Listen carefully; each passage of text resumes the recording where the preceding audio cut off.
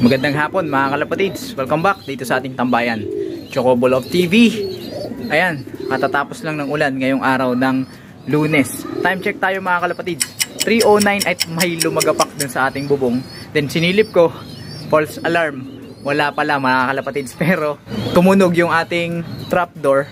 Then pagtingin ko, eto mga kalapatids, dumating yung ating ibon na si Eric sa araw na ito. Ayun, may sticker pa.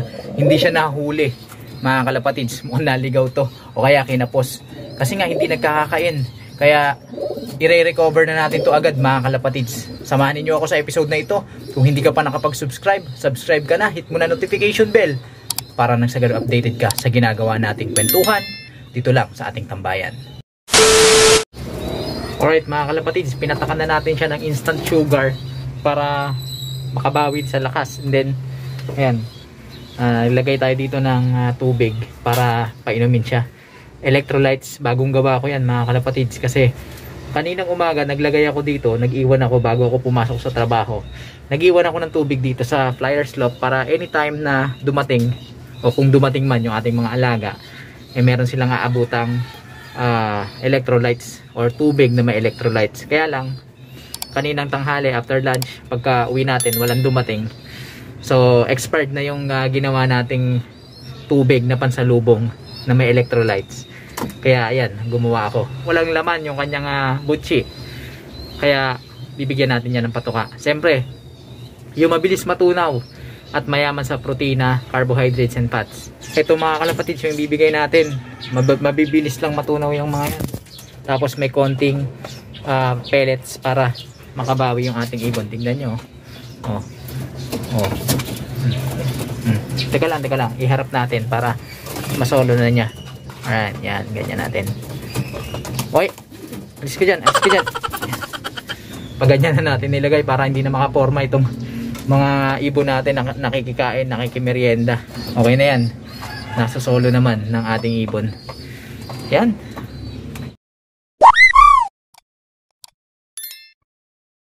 Samantala ito yung kanyang sticker mga kalapatids, 5829LE. Kaya na-clock na natin yan, pero wala na yun. Automatic zero speed na yun mga kalapatids. Anyway, para lang ma-record na nakauwi yung ating ibon. Ayan, binalik na rin natin yung access niya dun sa kanyang pugad dahil baka manganak na to o mangitlog mga kalapatids. Pero surprisingly, mukhang hindi naman siya nagdapo mga kalapatids sa putikan. So, siguro dahil umulan, nakainom siya kahit papano, pero hindi sa putikan dahil napakalinis ng kanyang paa at mukha namang hindi siya nahuli o nabihag. Tumuka siya ng kaunti, then iniwan niya rin, hayaan lang natin siya makapagpahinga.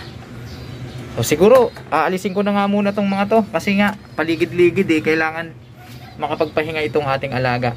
A few moments later. It's 4:04 ng hapon. Bali 30 minutes nga nating iniwan to kasi nga kanina may bisita tayo, may kausap tayong tao. 30 minutes na siyang nakapagpahinga mga kalapatids. At tignan nyo, hindi ganong tumuka yung ating ibon, pero okay lang yan. At least nagkalaman kahit papano yung kanyang butchi. Ngayon naman mga kalapatids, eto na. Susubuan natin ng digestive pill tsaka yung bawang para nang sa ganon ay masimulan na rin yung pagpa-flushing ng mga toxins na nagbi-build up dyan sa kanyang katawan dahil sa ginawa niyang massive workout na liparan mula dun sa Legazpi Albay. Okay, so susubo na natin to mga kalapatids. No animals were harmed during the filming of this video. Ito mga kalapatids, unahin natin ito. Yan, para mabilis na makarecover yung kanyang digestion. Tapos ito, flushing. Ayan. At napakagaan ng ating ibon na to mga kalapatids. Tingnan nyo naman. Ayan, tingnan nyo. Kita ba? Ayan mga kalapatids, yung kanyang laman, nangayayat. Napakagaan ng ating ibong ito. So hayaan na natin siya magpahinga. Balik na natin siya doon sa ating flyer slope. Tara. Uy, wag mo kainin yan. Hindi sa'yo yan. Loko-loko ka. Yan. Yan, natuka ka tuloy. Balik ka na dito sa pugad mo. Yan. So, hayaan natin siya dyan. Ma-access niya yung pugad niya. Makapagpahinga siya. And then hopefully, yung pares niya na si Naruto, umuwi pa. So, may sasampa pa tayo mga kalapatid sa susunod na liparan. Piplap. Matnog na yata yan kung hindi ako nagkakamali. Sa dulong bahagi na ng Luzon. Kasi kung hindi ako nagkakamali, parte pa rin ng Luzon yan, yung Bicol region. Alright. Pero yung pinakadulo kasi niyan, Matnog. Tapos, Visayas na, Samar, and Leyte na ang kasunod niyan mga kalapatid. So, kung papalarin, meron pang 3 liliparing lock itong ibon natin ito. Matnog, Calbayog, tsaka Tacloban. So, sana kayanin niya. Durog na siya. Hindi ko alam kung ano nangyari sa kanya, kung nangitlog ba siya doon, tapos nanghina, kaya kinapos yung ating alaga, o kaya naman ay talagang hindi niya talaga kinaya, talagang mahina siya. Kanina kinakapa ko yung bandang vent niya, parang wala yung itlog doon na malapit nang lumabas. Baka iniluwal niya muna yung itlog sa kung saan. Tapos saka na lang siya bumalik dito sa ating baratang kulungan. Kawawa itong ibon na to. Gagawin na lang natin yung ating buong magagawa para kahit pa paano patuloy na tulungan to at ihanda. Sa totoo lang, wala rin talaga akong idea kung anong klaseng liparan ang naganap kahapon. Ang alam ko lang, medyo mainit nung umaga and then umulan, tas umaraw. Ganun lang. Pero sabi ng iba, hard race daw. Pero para sa akin mga kalapatid, generally speaking, parang fair weather lang naman yung nilipad. Siguro talagang hindi lang talaga kinaya ng ating mga alaga. Okay, ganun pa man, salamat tayo, umuwi itong ating munting kaibigan.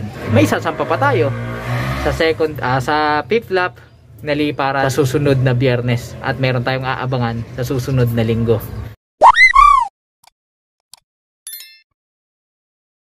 Update tayo mga kalapatids. Alas 7 pasado ng gabi. At mukhang nakapagpahinga na kahit papaano yung ating ibon kanina, simula nung iniwan natin siya. Ngayon silipin natin yung ating alaga. Bakit ako dito para i-attempt na bigyan siya ng ito yung pula puti. Hindi kita yung puti na pa-flashlightan. Alright, so subukan muna natin kung tutuka itong ating mga ibon. Particularly yung etong si Eric. Mukhang bangag pa rin oh.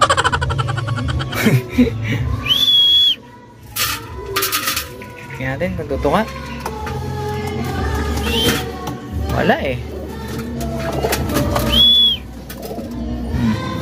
Ayaw pa tumuka mga kalapatid. So bukas na lang siguro natin to katukain. Gabi na rin kasi tayo umuwi, may trabaho tayo.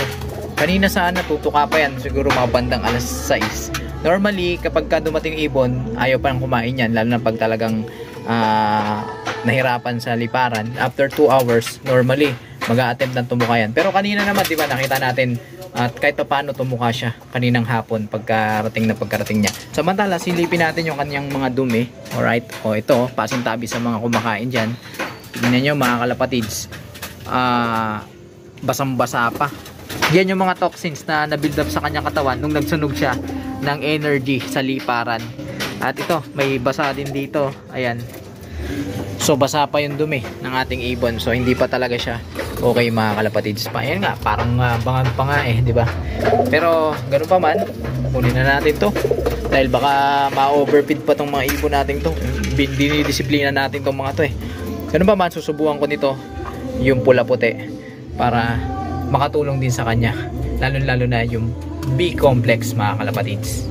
Subukan natin to. Mukhang uminom siya ng husto mga kalapatids kanina. Kanina nung binibideo natin siya, medyo hindi siya masyadong uminom ng husto.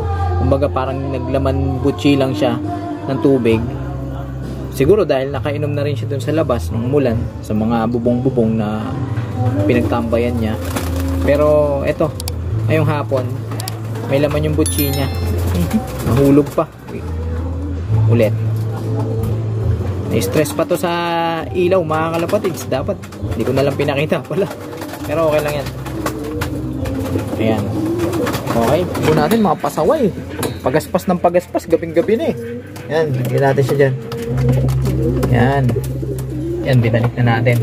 So, yan mga kalapatids, mukha namang naibigay na natin yung mga dapat nating ibigay pang salubong dito sa ating munting kaibigan para makatulong sa mabilis niyang recovery And pahinga na lang mga kalapatids ang kailangan niya. Then bukas, full force tayo sa pagpapatuka sa kanya na mayaman sa protina para ma-repair, bumalik yung mga muscles niyang nawala.